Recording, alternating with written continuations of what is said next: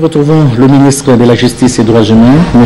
Alexis Thambwe-Mwamba. Monsieur le ministre, vous avez une importante information à livrer à la population congolaise ce soir.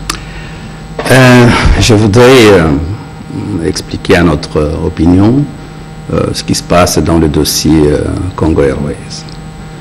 Depuis le mois d'août, notre compagnie nationale, qui devait avoir son premier vol d'inauguration à Goma et à Lubumbashi le même jour, a eu du plomb dans les ailes pour la simple raison que son deuxième avion a été saisi en Irlande. Une compagnie qui avait une créance sur la République a saisi les tribunaux irlandais pour saisir cet avion.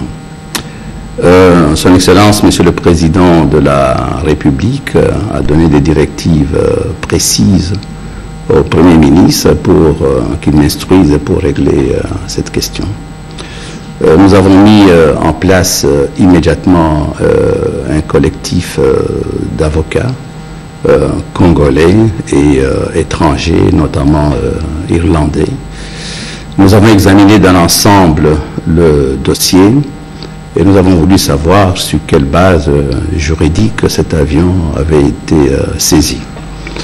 Nous avons pu réunir la documentation nécessaire et notamment la convention de 1933, la convention de Rome, qui donne les conditions précises dans lesquelles on peut saisir un aéronef et les conditions dans lesquelles on ne peut pas le saisir. Les conditions dans lesquelles on ne peut pas saisir un aéronef, c'est primo si c'est un aéronef d'État, l'avion du président de la République ou du gouvernement ne peut pas être saisi. Et la saisie actuelle, elle est légale ou illégale?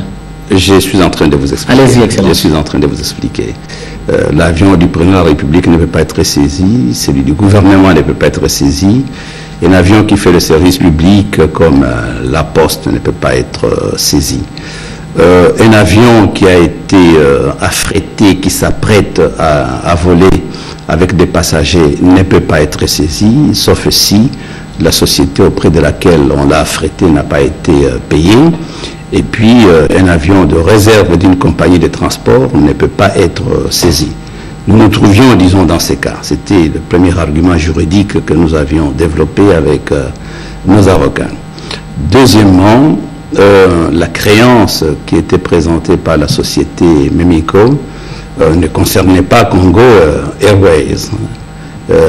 La créance concernait la République démocratique du Congo et nous avons décidé que nous allions plaider sur le fait que Congo Airways n'était pas un démembrement de l'État, c'était une société avec sa personnalité juridique qui, par conséquent, en fait, disons, n'était pas l'État comme tel. La procédure a été compliquée par le fait d'abord que nous avons eu affaire au premier créancier qui était Mimenco, qui nous réclamait de payer immédiatement une créance de plus de 10 millions de dollars. Pour faire sortir l'avion, j'avais été instruit, j'avais fait des propositions et j'avais reçu l'accord pour proposer immédiatement un paiement de 2 millions de dollars. Ce qui fut fait? Non, cela n'a pas été fait. Nous n'avons pas payé les 2 millions de dollars pour la simple raison que le créancier a refusé et souhaitait que nous puissions lui payer du coup 7,5 millions de dollars en disant qu'après on allait discuter sur les intérêts. Ensuite, le créancier a appelé un autre créancier pour se joindre à lui, la société Hémisphère.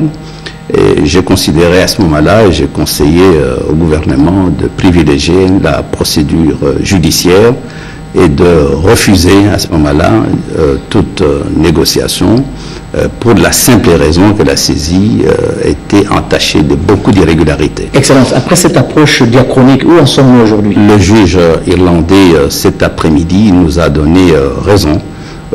L'avion libéré et il peut dès demain rentrer au pays. Il ne va certainement pas rentrer demain parce qu'il faut faire appel à nos techniciens pour mettre l'avion en état, le préparer, mais dans les prochains jours, l'avion sera au Congo. C'est une bonne nouvelle pour la population congolaise. Je pense que Congo Airways pourra ainsi prendre effectivement son envol. Merci. C'était important d'informer l'opinion publique. Merci pour cette démarche. Merci beaucoup. Merci.